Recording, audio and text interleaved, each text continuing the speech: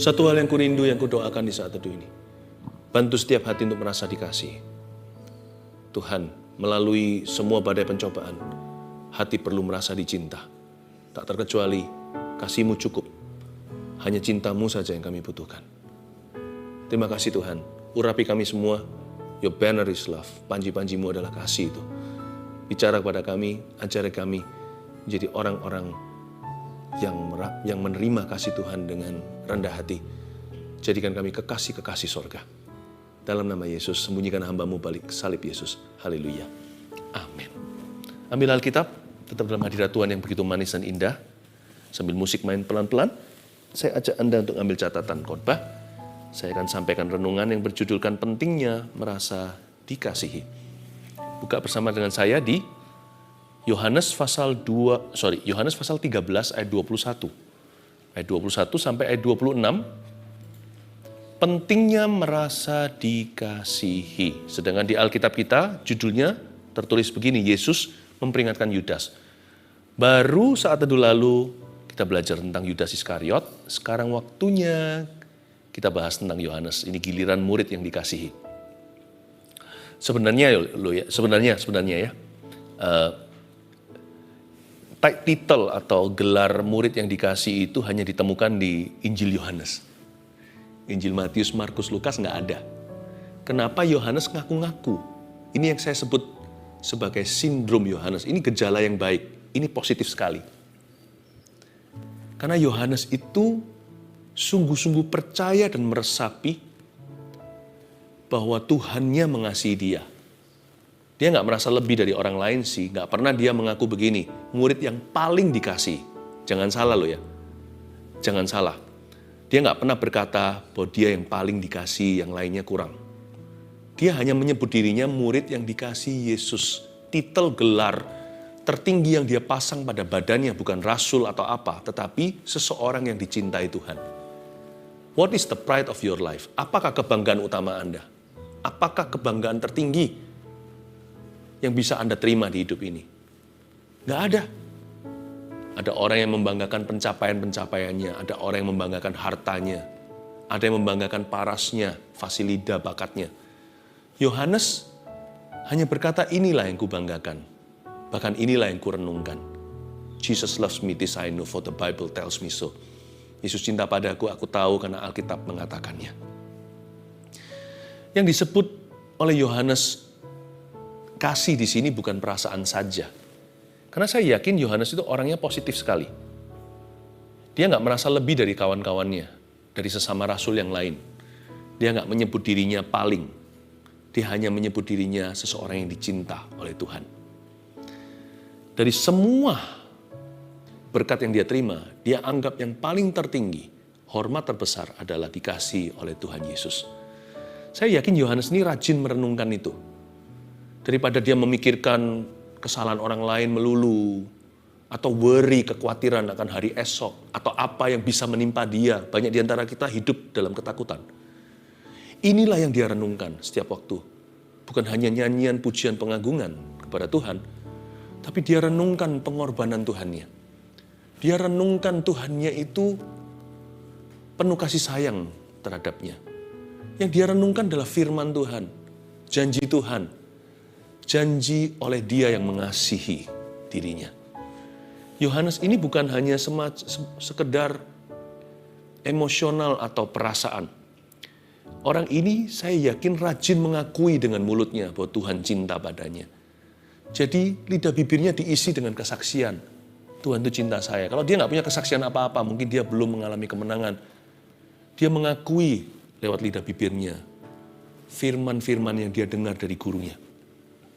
Tuhan atau guru berjanji kepadaku, aku tahu dia mengasihi aku. Jadi mulutnya itu positif dan manis, bukan manis di permukaan. Hatinya saking manisnya, dia dapat gelar Rasul Kasih. Dari 12 itu Rasul Kasih ya Yohanes ini. Dari semua Injil, Matius, Markus, Lukas, dan Yohanes, hanya di Injil Yohanes yang dia tulis, dia menyebut dirinya murid yang dikasihi oleh Tuhan Yesus. Ayat yang ke-21. Setelah Yesus berkata demikian, ia sangat terharu, lalu bersaksi, aku berkata kepadamu, sesungguhnya seorang di antara kamu akan menyerahkan aku.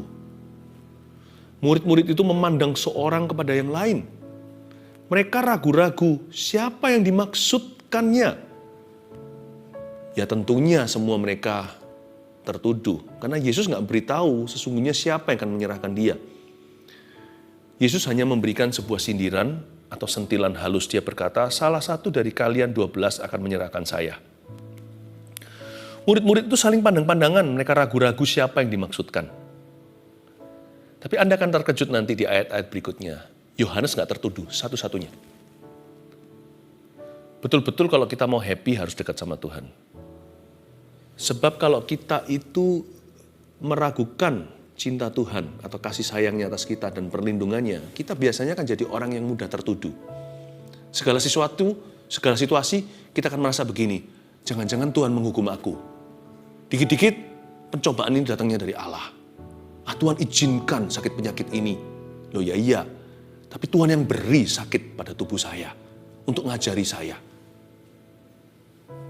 Betul bahwa kita harus mengucap syukur dalam segala keadaan dan perkara. Dalam segala sesuatu baik atau buruk, Tuhan Yesus tetap baik. Tapi jangan pernah mencurigai Tuhan apalagi memfitnah. Meragukan kasih Tuhan, itu yang dilakukan oleh 11 rasul yang lain, termasuk Petrus bahkan. Mereka ragu-ragu siapa yang dimaksudkannya. Sehingga mereka hanya memikirkan diri sendiri. Ingat ya, orang yang tidak aman hatinya dengan Tuhan. Karena itu penting untuk merasa dikasihi. Perlu untuk kita itu abide in His love atau tinggal di dalam kasih Yesus. Yohanes 15, diam di dalam firman. Kalau enggak, kita akan jadi orang yang mudah tertuduh. Dan biasanya orang yang tertuduh itu egois. Dia hanya memikirkan dirinya melulu. Coba lihat, kita baru baca 2 ayat. Ketika mereka ragu-ragu, mereka saling pandang-pandangan. Siapa yang dimaksudkannya? Kamu ya, kamu ya. Waktu dia berkata, kamu ya, pada sesama. Dia nggak sungguh-sungguh peduli untuk menyelamatkan temannya. Dia hanya berharap orang yang dimaksudkan Tuhan bukanlah dirinya. Kamu ya, bukan aku kan, semoga bukan saya. Orang yang tertuduh, hatinya nggak aman sama Tuhan, yang tidak tinggal di dalam kasih Yesus, tidak diam di dalam firman. Biasanya hanya memikirkan dirinya sendiri. Egois, pikirannya tertuju pada dirinya. Tapi dalam cerita ini, Yohanes super berguna. Karena Yohanes ini seperti Maria. Kalau Yohanes versi wanitanya itu mungkin adalah Maria Magdalena. Atau minyak narwastu wanita itu. Tapi Yohanes ini versi laki-lakinya. Orang ini bersandar dekat Tuhan. Orang ini punya keintiman, hubungan yang sangat intim dekat dengan Tuhannya. Dengan gurunya, Yesus Kristus. Sampai-sampai dia bangga bahwa dia adalah murid yang dikasih Tuhan. GR apa? Untungnya dia tulis itu setelah Yesus bangkit. Kalau tulis awal-awal dia bisa dihujani, kecaman oleh rekan-rekannya. Dikit-dikit mereka sudah saling banding-bandingkan kok. Bentar-bentar mereka sudah saling berdebat siapa yang paling besar di antara mereka. Yohanes ini berguna dalam story ini. Karena dia akhirnya yang disuruh oleh teman-temannya tanyain dong siapa maksudnya. Tapi sebelumnya saya ajak Anda untuk lihat ayat 21 lagi. Kapan kejadiannya? Setelah Yesus berkata demikian, ia sangat terharu lalu bersaksi. Kerohanian kita terdiri dari kata, Yesus berkata, ia terharu, lalu ada kalimat ini, lalu bersaksi. Kerohanian kita itu selalu terdiri dari perkataan firman, Yesus berkata, tapi juga perasaan Tuhan. Tuhan itu punya perasaan, meskipun kita nggak boleh ikut Tuhan semata-mata karena perasaan, tapi Tuhan Yesus itu punya perasaan. Masih gula hatinya. Ada ayat yang terpendek di dalam firman, menangislah Yesus. Itulah sebabnya nggak bisa kita hanya pakai logika. Nggak bisa mencerna Alkitab sekedar dengan pikiran manusia, apalagi dengan hikmat orang, bukan hikmat Roh Kudus. Setelah Yesus berkata, selalu dimulai dengan perkataan firman, apa yang tertulis, karena itu selalu patokannya, pakemnya ini, yaitu Alkitab atau firman Allah. Tapi ada juga kalimat, ia terharu, sangat terharu malahan. Kita juga harus bisa menangkap perasaan Tuhan. Lalu ada kata lalu bersaksi, ada kesaksian Roh Kudus dalam diri kita. untuk menuntun kita ke kiri atau ke kanan, benar atau salah. Nurani kita menjaga, membela maupun menuduh. Itulah sebabnya nggak cukup kita itu hanya mengasihi Tuhan. Nggak cukup kita hanya mengikuti Tuhan dengan akal budi saja. Harus pakai akal budi. Nggak boleh kita itu ngeroh atau pakai feeling doang. Tapi nggak cukup dengan akal budi atau logika saja. Itulah sebabnya kita juga harus mengikut Tuhan dengan hati dan jiwa. Kita harus rajin bawa hati kita ke hadirat Allah sampai rasa aman. Kadang-kadang kita tahu firman kan, tapi semua stuck di kepala. Hati kita nggak berubah karena kita malas bawa hati ke dalam hadirat Allah. Atau kalau sungguhan kita bawa hati ke dalam hadirat Tuhan, asal-asalan. Nggak fokus, nggak konsentrasi, sembari sambil melakukan yang lain. Nggak pernah sungguh-sungguh kusyuk masuk ke hadirat Tuhan itu. Sampai hati ini berubah, jangan keluar dari ruang doa. Jangan berhenti saat teduh. Hati ini perlu merasa aman. Hati penting untuk merasa dikasihi. Karena orang yang aman dengan Tuhan, tinggal dalam kasih, diam dalam firman, ada banyak benefit secara rohani yang dia peroleh. Dan orang-orang sekelilingnya pun akan merasa dia berguna. Gak seperti rasul lain yang hanya pandang-pandangan dan semuanya ragu-ragu. Sambil merasa tertuduh, siapa yang dimaksudkan oleh Tuhan. Ayat 23. Seorang di antara murid Yesus, yaitu murid yang dikasihinya. Siapa? Yohanes. Ingat ya, dia nggak nyebut dirinya murid yang paling dikasihi Yesus. Ya, jangan dilebihkan karena dia hanya menyebut dirinya dicinta. Trofi terbesar hidupnya adalah I'm loved. Hebat nggak? Bukan I'm rich. Or even I'm anointed, aku diurapi. Or I'm great, aku luar biasa. Atau I'm clever, aku pandai atau pintar. Atau I'm handsome, I'm pretty. Bukan. Not even I'm blessed, bahkan bukan aku diberkati. I'm loved. Ternyata itu sukacitanya Yohanes, itu kebanggaannya, rasa amannya. Kalau gitu enak orang ini hidupnya. Nggak ada beban ekstra, kecuali yang Tuhan pikulkan. Tuhan taruh di atas pundaknya untuk dia pikul, kuk yang ringan. Seorang di antara murid Yesus, yaitu murid yang dikasihnya, bersandar dekat kepadanya, N huruf besar berarti bersandar dekat Yesus, di sebelah kanannya.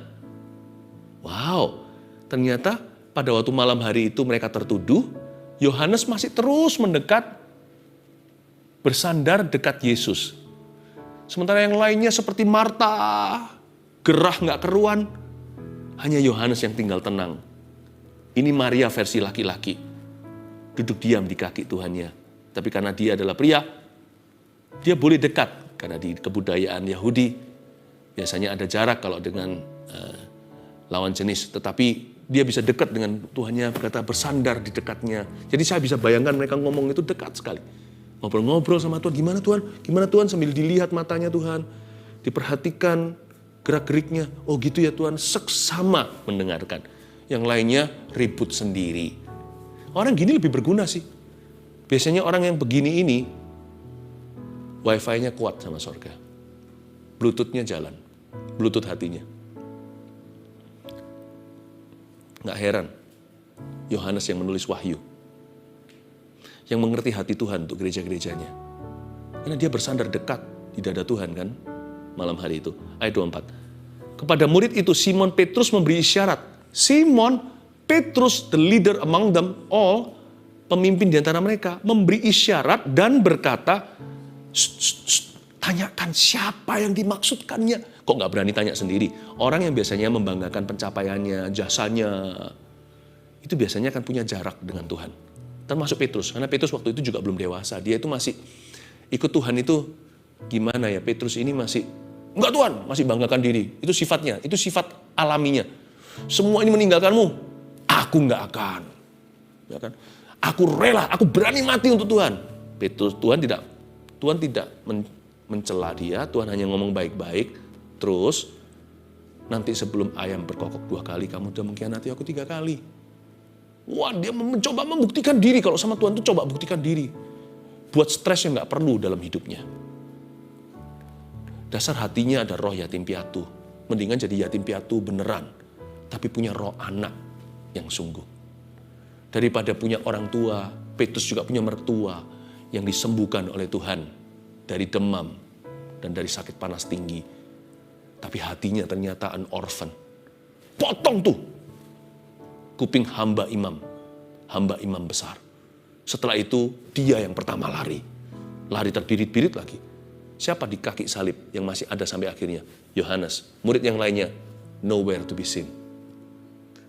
Khususnya yang paling heroik. Dan Petrus tahu bahwa hatinya nggak beres, dia masih mau pembuktian.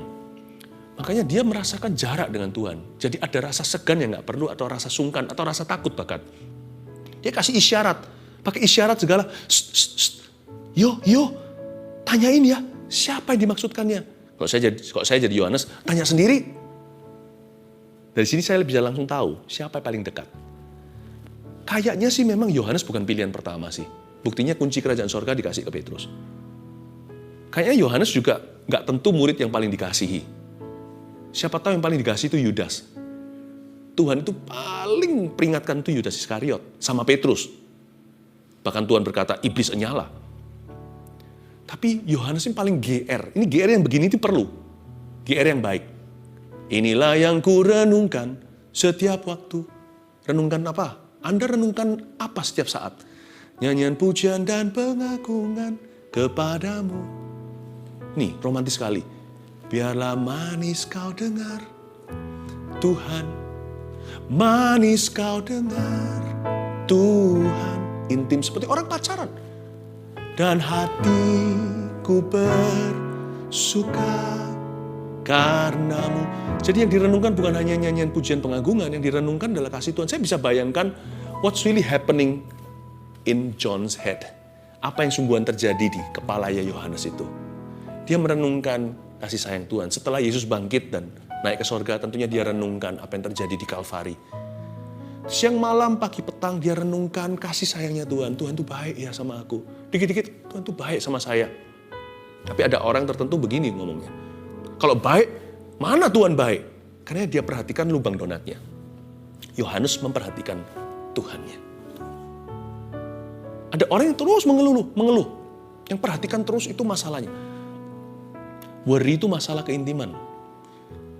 Loh, gak apa-apa orang khawatir. Berhak-berhak saja sih kalau kita punya masalah. Kalau hidup kita gak mudah. Tapi itu pratanda bahwa orang itu gak terlalu dekat sama Tuhan atau gak terlalu memperhatikan Tuhan. Yang dia perhatikan hal-hal lain. Yohanes hatinya terisi dengan kasih.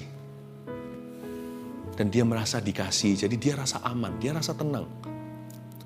Petrus memberi syarat.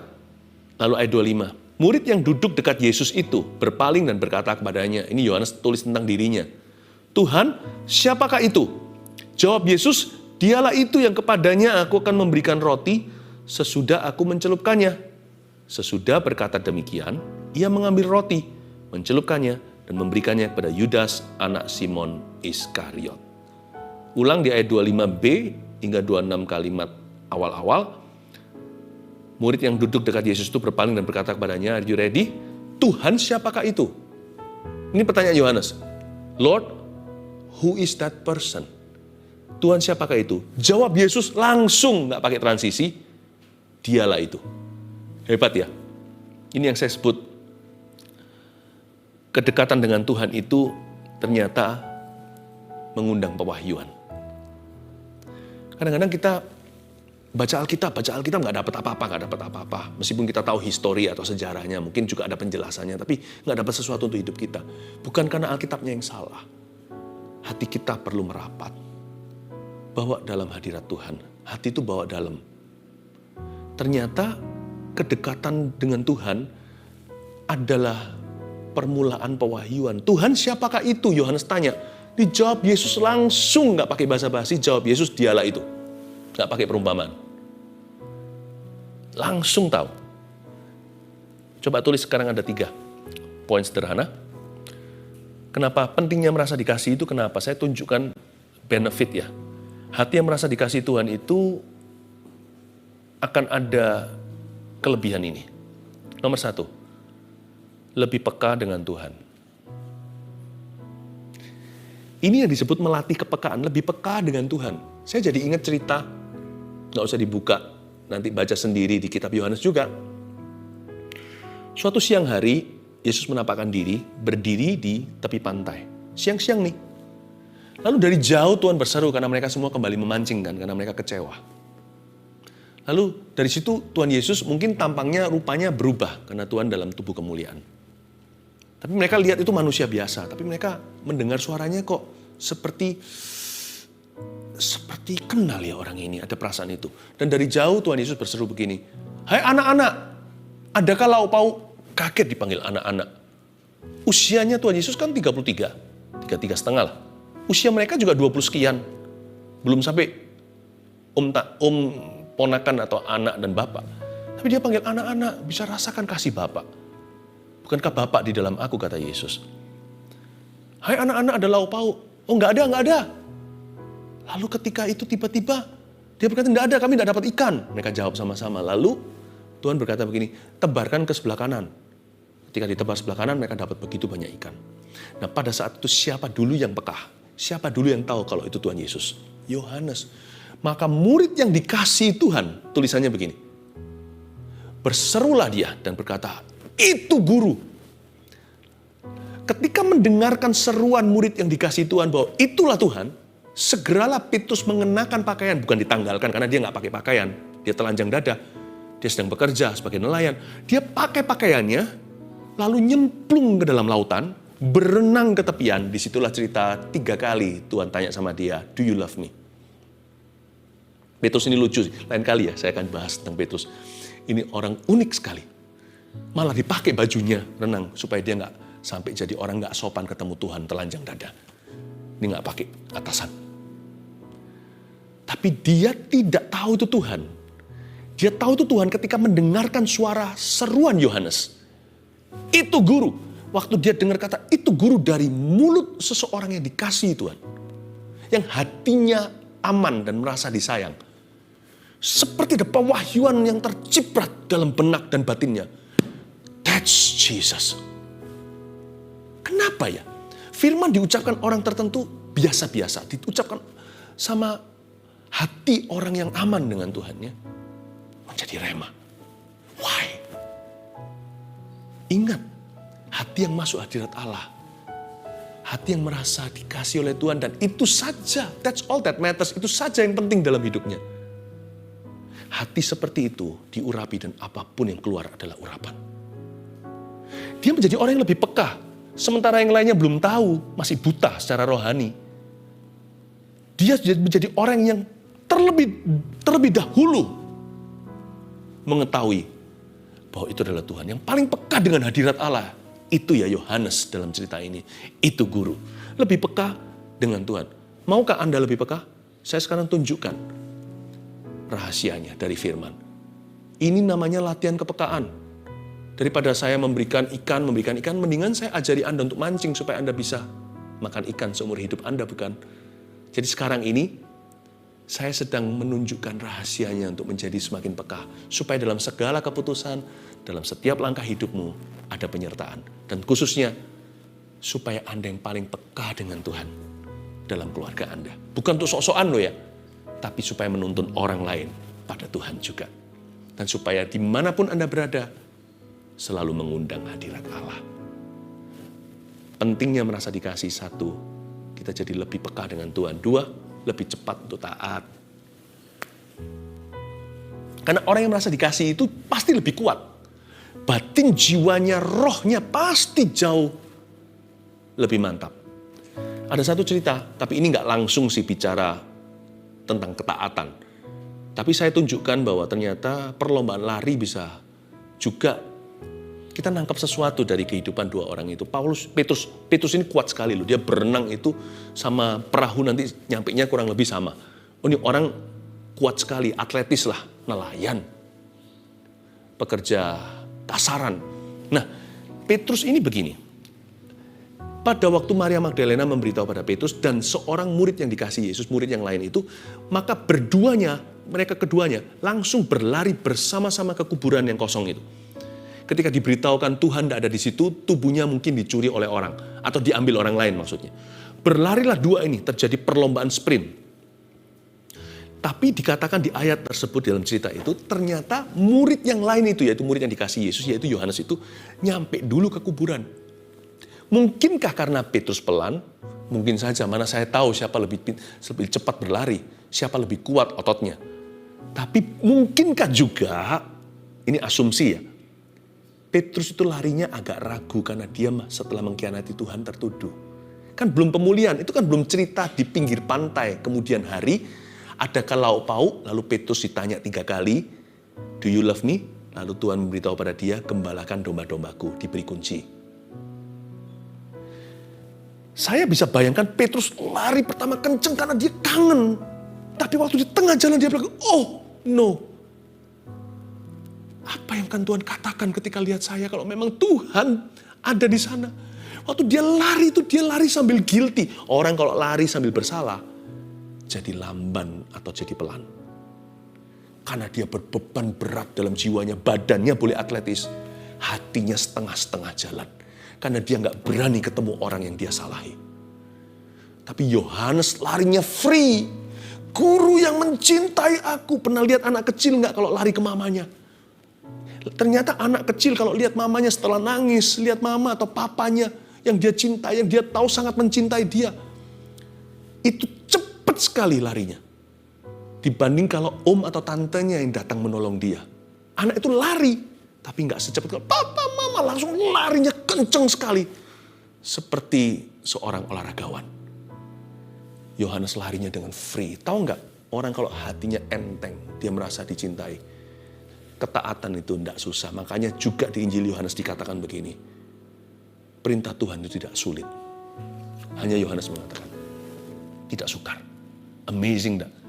Kalau kita itu merasa dicintai, dikasih, kita itu jadi orang yang sangat ringan. Sangat cepat untuk taat. Yang terakhir, orang yang merasa dikasihi. Kenapa penting sekali? Karena orang demikian akan lebih terbeban untuk orang lain. Loh kok bisa? Karena hatinya udah kenyang. Hatinya udah kenyang. Makanya Tuhan Yesus mengajarkan begini rahasianya. Kasihilah sesamamu manusia. Lihat lanjutannya. Seperti dirimu sendiri. Itu tidak sama dengan mengasihani diri loh ya. Merasa dikasih dengan mengasihani diri sendiri itu lain. Mengasihani diri sendiri itu dosa. Tapi orang yang sudah dikenyangkan dengan kasih, dia bisa mengasihi. Kalau dia bisa take care of himself, kalau seorang laki-laki bisa jaga diri, bisa tanggung jawab sama hidupnya, dia bisa jadi suami. Nggak peduli kalau dia umur 33. Tapi kalau dia kekanak-kanakan rambut aja nggak disisir dengan benar. Nggak tahu ini, nggak tahu itu, mana bisa dia berkeluarga. Orang yang bisa jaga dirinya, bisa jaga orang lain. Orang udah kenyang dulu, atau setengah makan, nanti kalau di buffet, dimakan sepuasnya, dia bisa layani orang lain juga. Atau yang pengendalian dirinya kuat, yang tidak hidup untuk makanan. Orang yang demikian lebih terbeban untuk orang lain. Makanya Tuhan Yesus menyerahkan maminya, mami dunianya, yaitu Maria. Ke siapa? Di bawah kayu salib, Tuhan Yesus menengok ke mereka dan berkata, "Ibu," dengan menarik nafas, itu sakit sekali untuk mengucapkan kalimat. Di atas kayu salib, digantung di situ dengan paku, dia berseru, "Inilah anakmu." Hai orang muda, Yohanes, inilah ibumu. Dan dikatakan di Alkitab, sejak hari itu, maka murid itu, yaitu Yohanes, menerima ibu itu, yaitu Maria, di dalam rumahnya. Yang pasti Yusuf sudah tidak ada waktu itu. Nggak tahu, Alkitab tidak menceritakannya. Tapi pasti Maria sudah sendirian. Sudah menjadi janda. Ya, tidak dikatakan dengan persisnya di Alkitab. Tapi kalau Maria bersuami tentunya akan pulang ke rumah. Tetapi suaminya sudah nggak ada, makanya Maria harus ada yang jaga. Yesus berkata sama Yohanes, "Take care of my mom ya. Kamu udah kenyang dengan kasihku. Tolong kasih ibuku." Dia lebih terbeban untuk orang lain. Coba ya, orang kalau tidak pernah beres hatinya, suruh pelayanan, suruh merhatikan orang lain. Nggak pernah. Kalaupun iya, dia terpaksa. Tapi orang yang terlayani, dia akan rindu melayani. Otomatis sendiri. People who got, orang-orang yang disembuhkan, mereka pasti ingin orang lain sembuh juga. Jadi mereka lebih terbeban untuk sesama mereka.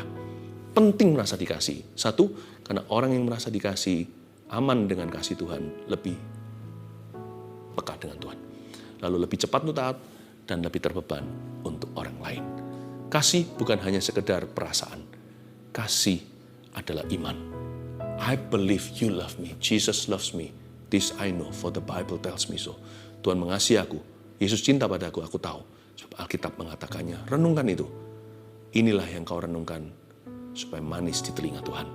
Dan rajinlah untuk mengakuinya dan memikirkannya. Jangan pikirkan yang enggak. Pikirkan kasih Yesus dalam hidupmu. Kalvari adalah bukti. He loves you. Tidak ada masalah terlalu besar. Tidak bisa Anda tanggulangi bersama dengan Yesus.